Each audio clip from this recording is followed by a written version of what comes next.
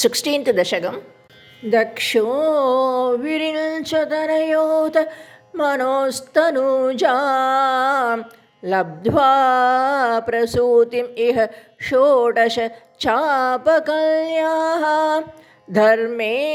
त्रयोदश ददौ पितृषु स्वधां च स्वाहां हविर्भुजि सतीं गिरिशे त्वदंशे मूर्तिर्हि धर्मगृहिणी सुषुवे भवन्तं नारायणं नरसखं महितानुभावं यज्जन्मनि प्रमुदिताः कृततूर्यघोषाः पुष्पोत्करान् प्रवृषुः नुनुवुः सुरौघाः दैत्यं सहस्रकवचं कवचैः परीतं साहस्रवत्सरतपः समराभिलव्यैः पर्यायनिर्मिततपस्समरौ भवन्तो शिष्टैककङ्कडममुं न्यहतां सलीलम् अल्माचरन् उपदिशन् अपि मोक्षधर्मं त्वं भ्रातृमान् बदरिकाश्रम मध्यवात्सीः शक्रोऽथ ते शम तपोबल निस्सहात्मा दिव्याङ्गना परिवृतं प्रजिघायमारम् कामो वसन्त मलयानिल बन्धुशाली कान्ताकटाक्ष विशिखैः विकसत् विलासैः विध्यन् मुहुर्मुहुः अकम्पम् उदीक्ष्य च त्वां भीतस्त्वयाथ जगते मृदुहासभाजा भीत्याहलम् अङ्गज वसन्त सुराङ्गनावो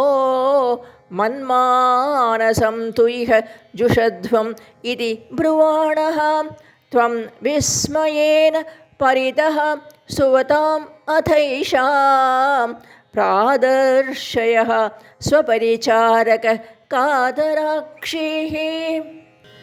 सम्मोहनाय मिलिताः मदनादयस्ते त्वद्वासिका परिमलैः किल मोहमापुः दत्तां त्वया च जगृहुः त्रयमेव स्वर्वावसि गर्वशमनीं पुनरूर्वशीं तां दृष्ट्वोर्वशीं तव कथां च निशम्य शक्रः पर्याकुलो अजनिभवन् महिमावमर्ष्यात् एवं प्रशान्त रमणीयतरावतारात् त्वत्तोऽधिको वरद कृष्णतनुस्त्वमेव दक्षस्तु धातु अतिलालनया रजोऽन्धौ नात्यादृतस्त्वयि च कष्टम् अशान्तिरासीत् येन व्यरुन्धस भवत्तनुमेव शर्वं यज्ञे च वैरपिशुने स्वसुतां व्यमानीत् क्रुद्धेशमर्दितमखः स तु कृत्तशीर्षो देवप्रसादित हरादथ लब्धजीवः त्वत्पूरित कृतुभरः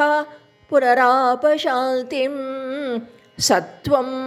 प्रशान्तिकर पाहि मरुत्पुरेश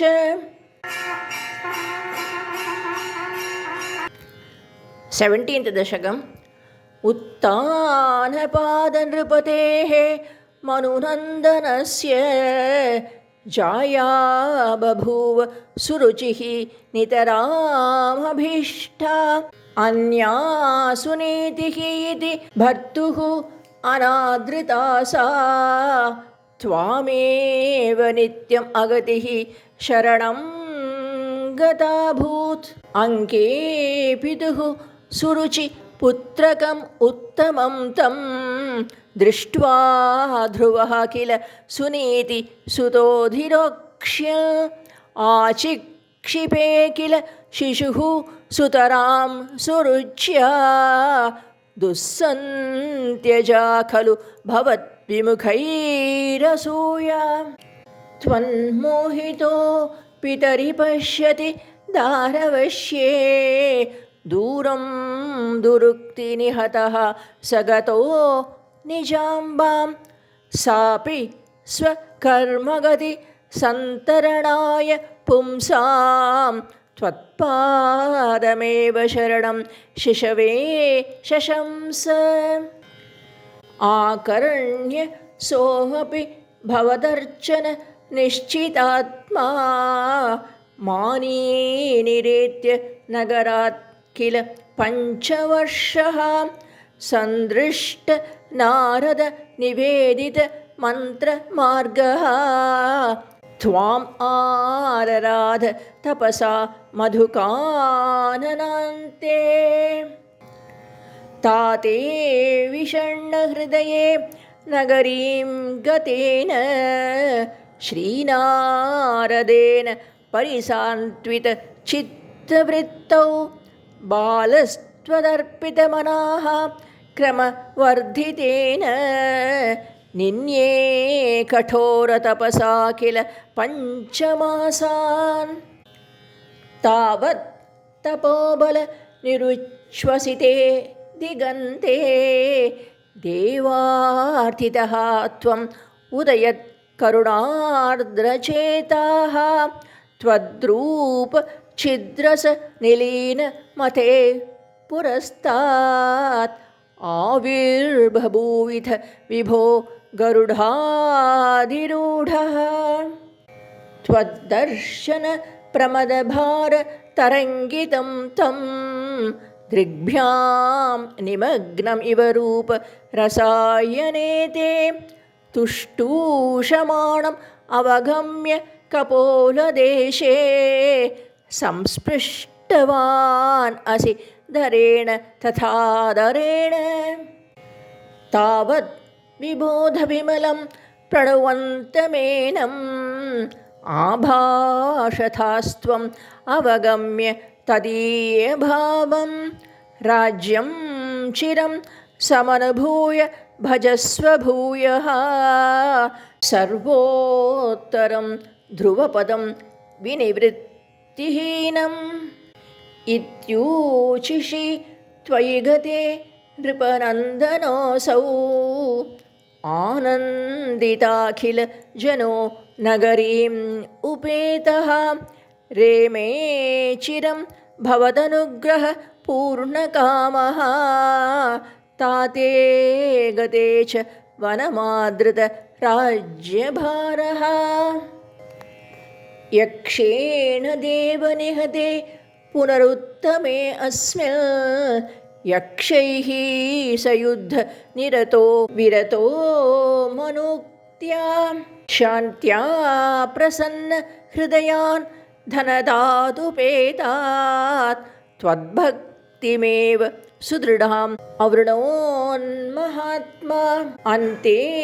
भवत् पुरुषनीत विमानयातो मात्रा समं ध्रुवपदे मुदितोऽप्यमास्ते एवं स्वभृत्य जनपालन लोलधीस्त्वं वातालयाधिप निरुन्धि ममामयोगान्।